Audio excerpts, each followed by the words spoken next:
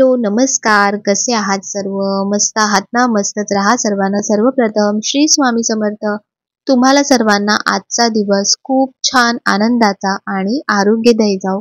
तर आज माझी अशी ही थोडीशी साफसफाई चालू आहे. ती म्हणजे की एकदम कसं आपण कुठला काही सणवार आला, काय आला, की आपण साफसफाईला सुरुवात करतो. तर मी तसं करत नाही. नेहमी मी तुम्हाला सांगते की अ, काही ना काही घरातला रोज एखादा कुठला तरी कोना तुम्ही असा स्वच्छ करा, म्हणजे घर नेहमी स्वच्छ राहतं.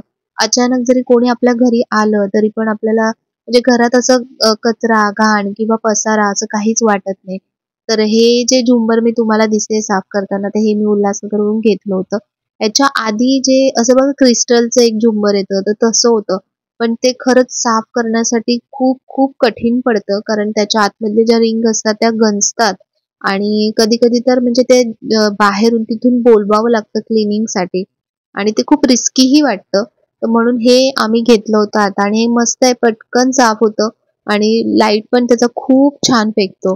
तर हातासोबतच फॅन पण साफ केले मी आज आणि खूप बरं वाटतं बघा असं जेव्हा क्लीन करतो ना आपण सगळं काही, तर खूप बरं वाटतं. तर सुरुवातीला पहिले मी एकटीच होती, तर सारखं उतरा चढा टेबलवर, तर ते खूप भारी पडतं. तर कोणीतरी असं असेल की पटापट रुमाल पिळून दिला आणि आपण असं पुसलं, तर मग ते काम जरा पटापट होतं. तर मी आता दुसरा रुमाल घेतलाय, तोच रुमाल घेतला नाहीये, नाहीतर परत कमेंट्स येतील की ताई त्याच रुमालाने तू हे पुसतेस. तर सीलिंगला ना खालून अजिबात काहीच दिसत नाही. असं वाटतं की एकदम क्लीन आहे. पण जेव्हा वरती टेबलवर चढली आणि बघितलं, तर कितीतरी जाळ्या दिसत होत्या तिथे छोट्या-छोट्या, ज्या खालून डोळ्यांना दिसत नव्हत्या. तर म्हणून त्या पण हातासोबत सगळ्या पुसून घेतल्या, क्लीन केल्या. तर कसं असतं ना, की जेव्हा आपण म्हणतो पौर्णिमा, अमावास्या, जेव्हा आपण घर स्वच्छ करतो, तर अशा प्रकारे घरातल्या ज्या जाळे, जळमट असतात, ती सर्वात पहिले साफ करणं खूप महत्त्वाचं असतं.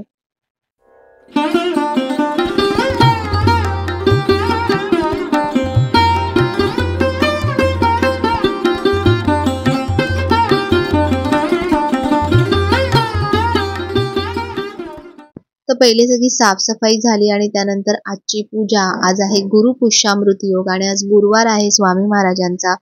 तर आज सगळी साग्र संगीत पूजा असते आणि त्यामुळे खूप वेळ जातो पूजेसाठी. पण नेहमी रोज सकाळी आपण तुळशीला अशा प्रकारे पाणी घातलंच पाहिजे. तुळशी मातेचा जो मान सन्मान आहे ना, तो अशा प्रकारे केला पाहिजे. आणि खरं सांगते मी की हे साधीच रोपं आणलेली तुळशीची, पण फक्त म्हणजे एक झाड म्हणून त्याच्याकडे न बघता आपण जसं आपल्या देवांकडे बघतो ना, तर त्या दृष्टीने जर तुम्ही त्यांचा मान सन्मान केलात ना, तर बघा ते सुद्धा तुम्हाला त्याच प्रकारे म्हणजे करत असतात, रिस्पॉन्स देत असतात. आणि खरंच खूप चांगलं वाटतं रोज जेव्हा अशा प्रकारे कोणी आपल्या घरात जसं मोठं कोणीतरी माणूस असतं ना, तसंच तुळशी मातेचा सुद्धा आपल्या घरामध्ये नेहमी असाच वास राहत असतो. तर बघा आजची देवपूजा अशी झालेली आहे आणि आज मी ना स्वामींना हे माझं खूप फेवरेट वस्त्र आहे. म्हणजे ते स्वामींना खूप छान उठून दिसतं. नेहमी जेव्हा मी हे वस्त्र घालते ना, तेव्हा नेहमी अशा हाताने मी त्यांची नजर काढते. कारण खूप छान दिसतं. मलाच इतकं म्हणजे आवडतं ना, मी नेहमी त्यांना म्हणते, की "स्वामी हे वस्त्र घातलं ना, तुम्ही खूप छान दिसता." तर अशी आजची पूजा आपली झालेली आहे गुरुपुष्यामृत योगाची. आणि आजच्या दिवसाचं काय महत्त्व आहे, काय नाही, ते तर मी तुम्हाला पुढे सांगणारच आहे. नमस्कार. तर आजची पूजा झालेली आहे, सर्व आटोपलेलं आहे छानपैकी आणि आज आहे गुरुपुष्यामृत योग. तर पुष्य नक्षत्र गुरुवारचं जेव्हा येतं ना, तेव्हा गुरुपुष्यामृतचा योग असतो आणि हा मुहूर्त खूप शुभ मानला जातो. म्हणजे आधीच्या बायका काय करायच्या, म्हणजे जेव्हा सोन्याचा भाव कमी होता, तर तेव्हा काय करायच्या की या मुहूर्ताला एक तरी सोन्याचा मणी म्हणा, तर तो घ्यायच्या आणि मग ते मणी जमा करून मग त्याच्यापासून गंठण बनवायच्या किंवा दुसऱ्या काही वस्तू करायच्या. तर असं तेव्हा सोनं घेतलं जायचं. पण आता सोनं एवढं महाग आहे की आता ते परवडत नाही आपल्याला. पण काहीतरी तुम्ही छोटीशी अशी वस्तू, कारण चांदी, सोनं, हे तांब, पित्तळ हे यासाठी म्हटलं जातं कारण ते खूप प्रॉस्परस असतं, आपल्याला शुभ असतं भरपूर, तर म्हणून ते घेतलं जातं. तर तुम्हाला काही घ्यायची असेल वस्तू, तर तुम्ही या मुहूर्ताला घेऊ शकता. वस्तू नसेल घ्यायची, तुम्हाला कुठल्या पारायणाची सुरुवात करायची असेल, तुम्हाला कुठल्या संकल्पाची सुरुवात करायची असेल, तर ती तुम्ही या मुहूर्तापासून करू शकता. आज पौर्णिमा आहे, तर बरेच जण सत्यनारायणाची पूजा आज करतात. म्हणजे आज देवी महालक्ष्मी आई विष्णू भगवान, आपले स्वामी समर्थ, दत्त महाराज, तर सर्वांची सेवा तुम्ही एकत्रितपणे आज करू शकता आणि त्याचा खूप छान म्हणजे आपल्याला प्रभाव आपल्या आयुष्यामध्ये बघायला मिळतो. तर आता काही ना काही आपलं सतत असं छान चालूच असतं आणि गुरुवारचे जेव्हा असे त्रिवेणी म्हणजे असे संगम येतात ना, तर तेव्हा आणखीन भारी वाटतं ती गोष्ट करायला.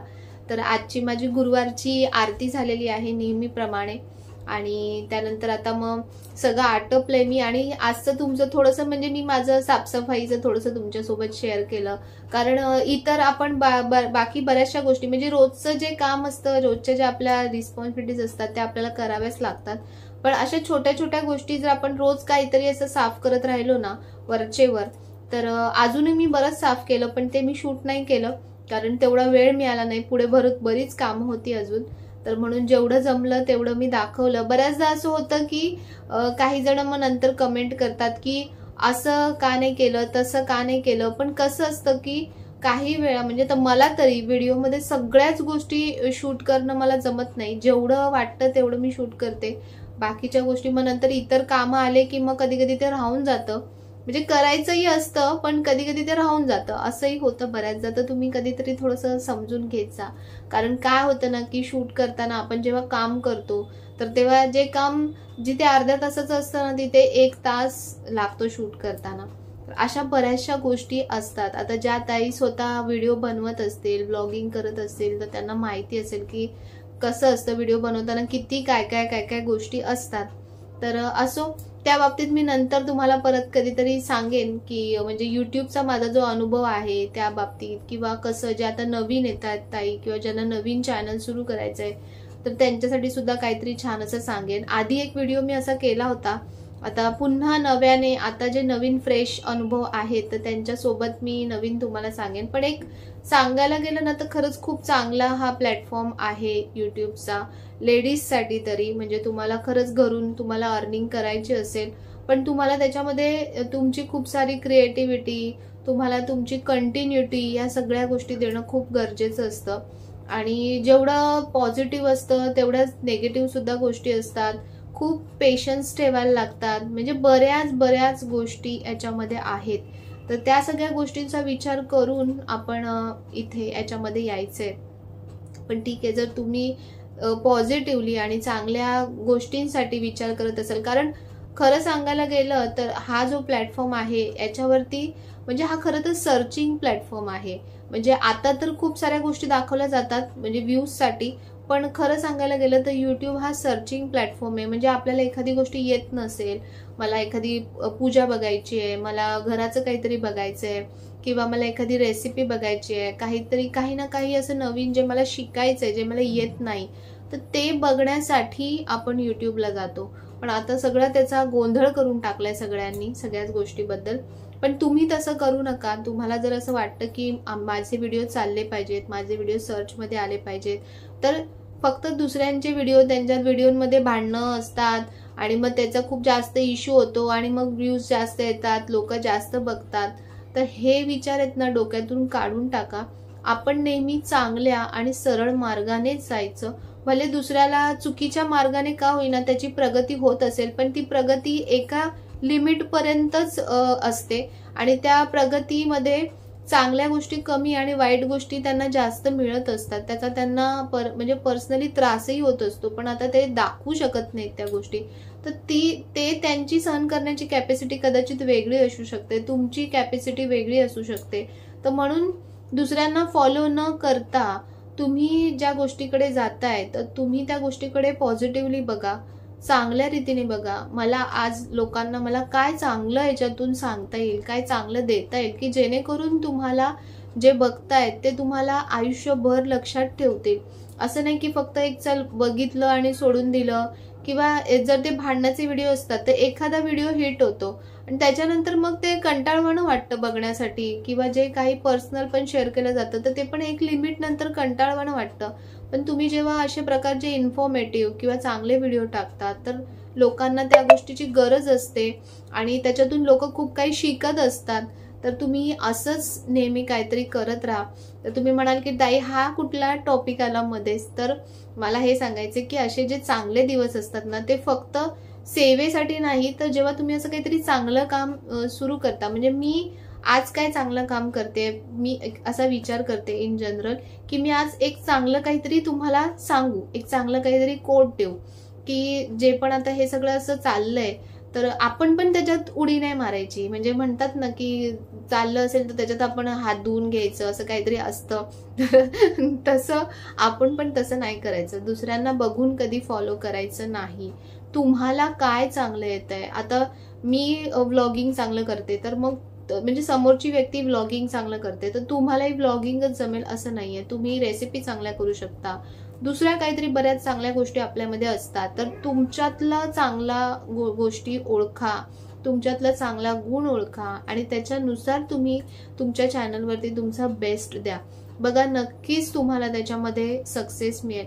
आणि सक्सेस मिळो किंवा न मिळो, पहिली गोष्ट तर तुम्ही काहीतरी चांगल्या हेतूने एखादी गोष्ट करताय ना, तर ते जास्त महत्वाचं आहे. ते तुमचं तिथपर्यंत जास्त पोचणार. जेवढं तुम्ही फक्त एक फायदा किंवा मला याच्यातून अर्निंग करायचे वगैरे बस असाच जर विचार करून कराल ना, तर ती गोष्ट तिथपर्यंत पोचत नाही. पण तुम्हाला जर लोकांची खरंच मनं जिंकायची असतील, तुम्हाला लोकांच्या मनात कुठेतरी चांगलं स्थान निर्माण करायचं असेल, तर तुम्हाला त्यांच्यापर्यंत चांगल्या गोष्टी पोचल्या पाहिजे, जेणेकरून आज मी जर काही गोष्ट सांगते तर त्याने म्हणजे जेही व्यक्ती बघत असतील, ज्या व्यक्ती ऐकत असतील, तर त्यांना त्याचा चांगला काहीतरी फायदा होऊ दे, त्यांच्या आयुष्यामध्ये चांगले बदल घडू दे. तर असंच नेहमी, म्हणजे मी तरी नेहमी हा विचारच करत असते की आपण जे देतोय त्याच्यातून समोरच्याला काहीतरी चांगलं मिळू दे. तर बस आजचा हा एक चांगला कोट, मला वाटलं मेसेज मी तुमच्यापर्यंत पोचवू, की फक्त देव देव देव 24 तास फक्त आपण देवासमोर बसलं आणि नुसती देवपूजा करत राहिलं तर ती देवपूजा नाहीये. तुम्ही आज ज्या समाजामध्ये राहताय तर तुम्ही त्या समाजाला सुद्धा काहीतरी देणं लागता.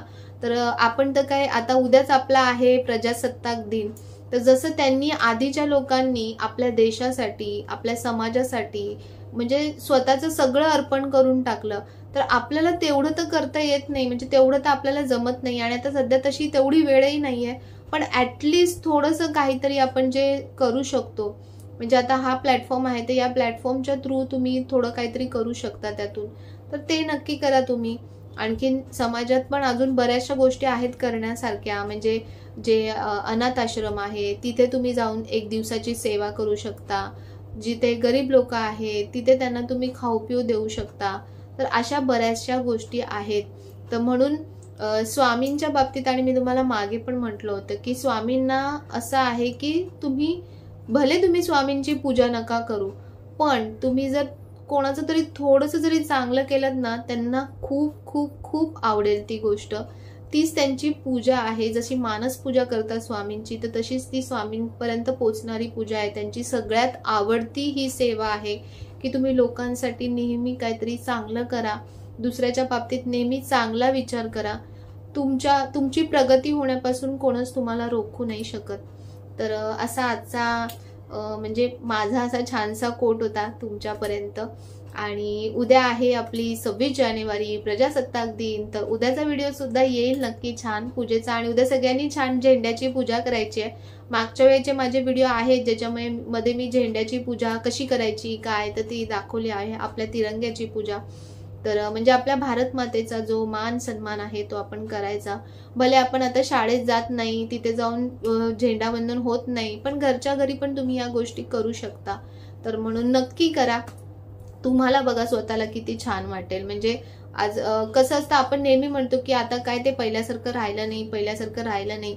का नाही राहिलंय? तुम्ही जर त्याच्यामध्ये तेवढा तुमचा पार्टिसिपेशन म्हणजे तुमचा समावेश तेवढा जर दाखवला, तुमच्या घरात ती गोष्ट छोट्या प्रमाणात का होईना, पण ती गोष्ट जर तुम्ही साजरी केली, बघा तुम्हाला वाटतं की नाही की खरंच झेंडावंदन म्हणजे प्रजासत्ताक दिन आहे किंवा स्वातंत्र्य दिन आहे किंवा कुठलाही सण आपल्यावरती असतं. सुरुवात ही आपल्यापासून करायची असते कधी पण. तर म्हणून नक्की करा. आणि तुम्हाला हा व्हिडिओ आवडला असेल तर व्हिडिओला नेहमीप्रमाणे लाईक करा, शेअर करा, सबस्क्राईब करा. पुन्हा भेटूया उद्याच्या नवीन व्हिडिओमध्ये. तोपर्यंत सर्वांना बाय आणि सर्वांना श्री स्वामी समर्थ.